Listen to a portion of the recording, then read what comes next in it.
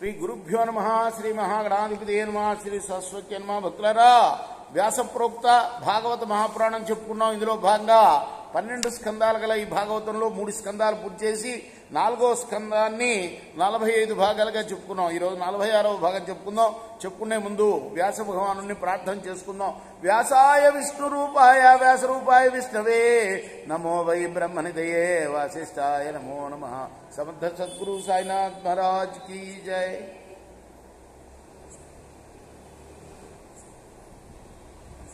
అయ్యా, వరం కోరుకోమన్నావు కదా, వరం కోరుకుంటున్నా.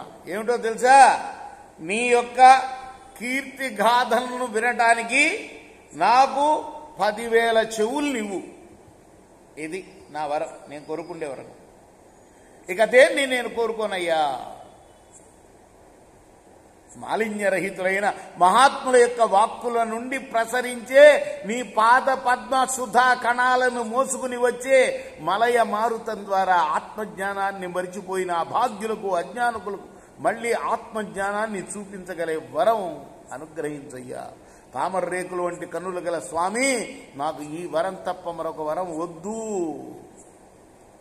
అదే ఎటువంటి వాళ్ళ చేత మనం వినేది వాక్కులు, భగవంతుడి యొక్క కథలు మలినం లేని వ్యక్తుల ద్వారా వినాలట. భక్తుల ద్వారా, మాలిన్యాన్ని తొలగించుకున్న వాళ్ళు, అటువంటి భక్తుల ద్వారా వినే భాగ్యాన్ని కలిగించవయ్యా. శుభకరమైన కీర్తి వైభవం చేత స్తుతుల్ని అందుకునే మహానుభావ సర్వేశ్వర, సకల జగదీశ్వరి అయి మహనీయ మంగళ యశో మందిర అయిన ఇందిరాదేవి గుణగ్రహణ పారీణ బుద్ధితో కళ్యాణకరమైన నీ సత్కీర్తిని వరించిందయ్యా. అటువంటి నీ యశోగాథలను సత్పురుషుల సహవాసం వల్ల ఒక్కసారి యాదృచ్ఛికంగానైనా సరే చెవులారా విన్నవాడు పశువు కాకుండా గుణజ్ఞుడైనట్లయితే అంతతో తృప్తి పొందగా ఇంకా ఇంకా ఇంకా వినాలని కోరుకుంటాడు. కనుక ఓ పరమ పురుష ధనుజమర్దన, నిన్ను నేను లక్ష్మీదేవిలాగా సేవిస్తానయ్యా. దేవదేవా, నీ భక్తులము సేవాసక్తులమైన నేను లక్ష్మీదేవి ఒకే వస్తువును అభిలషించి పోటీ పడుతున్నాం. కాబట్టి మాకు కలహం కలగకుండా ఒకరి తర్వాత ఒకరికి నీ వంతులుగా సేవ చేసే అదృష్టాన్ని కలిగించవయ్యా. నేను ముందంటే నేను ముందని మాలో మాకు కలహం కలిగినా కలగని సంతోషమే. జగన్నాథ, నీవు భక్త జనులకు కల్పవృక్షం వంటి వాడివయ్యా. సంసార దుఃఖాలను తొలగించేవాడివి. నీ పాదాలను సేవించాలని లక్ష్మీదేవి తహతహలాడుతున్నది. నేను కూడా ఆమె చేసే పన్నే చేయాలనే సద్భుతితో తొందరపడుతున్నాడు. కాబట్టి జగన్మాత అయిన లక్ష్మీదేవితో నాకు వివాదం తప్పదు. కానీ నేను ఆ విరోధం కోసం వెనకనగ వేయను. ఎందుకంటావా? నీవు దీనవత్సలుడవి. కాబట్టి నీ భక్తులు చేసిన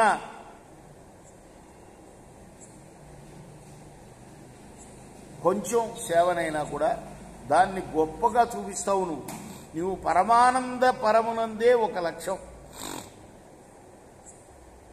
అంచేత మహాత్ముడివి, సర్వాంతర్యామివి, భవభంజనుడివి, భక్తజన రంజనుడివి అయిన నీవు నన్ను ఆదరించినంతగా లక్ష్మీదేవిని కూడా ఆదరించవనుకుంటున్నానయ్యా నేను.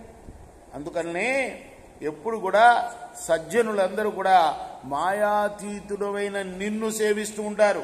వారు నీ పాదస్మరణ రూపమైన ఫలాన్ని తప్ప ఇంకొక ఫలాన్ని కోరుకోరయ్యా. దేవదేవా, సేవకులను వరాలు కోరుకోండని పలుకుతున్నావే నువ్వు. ఆ మాటలు జగత్తును మోసగించే మాటలు. లోకులు నీ వాక్యాలనే తాళ్లతో కట్టబడ్డవారై ఫలాలను ఆశించి కర్మాసక్తులవుతారు. నీ మాయా విమోహితులు. కాకపోతే జనులు నీ భక్తి కంటే ఇతర వరాలని ఎందుకు కోరుకుంటారయ్యా? కాబట్టి అజ్ఞుడైన మానవుడు నీ మాయ చేత నిజంగా మోహితుడవుతాడు. ఎందుకంటే అతడు అజేయతత్వమైన సత్యరూపుడువైన నీకన్నా భిన్నంగా చేసిన దాన్ని కోరకుండా తన భోగం కోసం వేరుగా లోకపుత్రాదులను వాంఛిస్తాడు. కానీ తండ్రి తనంత తాను పిల్లలకు మేలు చేసే విధంగా నువ్వు మాకు హితం చేకూర్చవయ్యా. ఇలా పలికిన ఆ పృథు చక్రవర్తి యొక్క మాటలు విని సర్వజ్ఞుడైన నారాయణుడు సంతోషించి అన్నాడు, మహారాజా, దైవ ప్రేరణ వల్లనే నా యందు నీకు ఇటువంటి బుద్ధి కలిగింది. పూర్వజన్మ సుకృతి ఫలం వల్లనే నువ్వు ఇటువంటి బుద్ధిని పొందగలిగావు. అందువల్ల కొండలాగా నిశ్చలమైన నిండు భక్తి నీకు ప్రాప్తిస్తుంది. ఆ నిశ్చల భక్తి వల్ల దాటడానికి శక్యం కాని నా మాయను కూడా దాటుతావు. అందువల్ల నా ఆదేశాన్ని నువ్వు శ్రద్ధగా పాలించి నేను ఆజ్ఞాపించిన కార్యాన్ని నువ్వు జాగరూకుడవై ఆచరించినట్లయితే సకల శుభాలు పొందుతావు. నా ఆజ్ఞను అనుసరించి మెలిగే వ్యక్తికి ఎంతటి శుభాలనైనా వాడు పొందగలుగుతాడు. నా భక్తులు స్వర్గాన్ని, మోక్షాన్ని, నరకాన్ని అన్నిటినీ కూడా సమానంగా చూస్తారు. నీ భావన కూడా అదే విధంగా ఉంది. నా ఆజ్ఞను తలదాల్చి విడవరాని రోషాన్ని విడిచిపెట్టి నా అందరి నీ భక్తిని వెల్లడించావు. అదే నాకు పరమానందం అని అభినందించి ఋతు చక్రవర్తి చేసిన పూజలు గైకొని శ్రీహరి వైకుంఠానికి బయలుదేరాడు.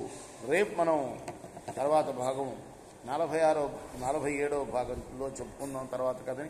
కృష్ణార్పణమస్తు. సాయి కృష్ణార్పణమస్తు. స్వస్తి ప్రజాభ్య పరిపాలయంతాం న్యాయేన మార్గేణ మహిమీషా. గోబ్రాహ్మణేభ్య శుభమస్తు నిత్యం. లోకా సమస్తా సుఖినో భవంతు. కృష్ణార్పణమస్తు. సాయి కృష్ణార్పణమస్తు. శ్రీ సద్దానంద సద్గురు సాయినాథ్ మహారాజ్ की जय.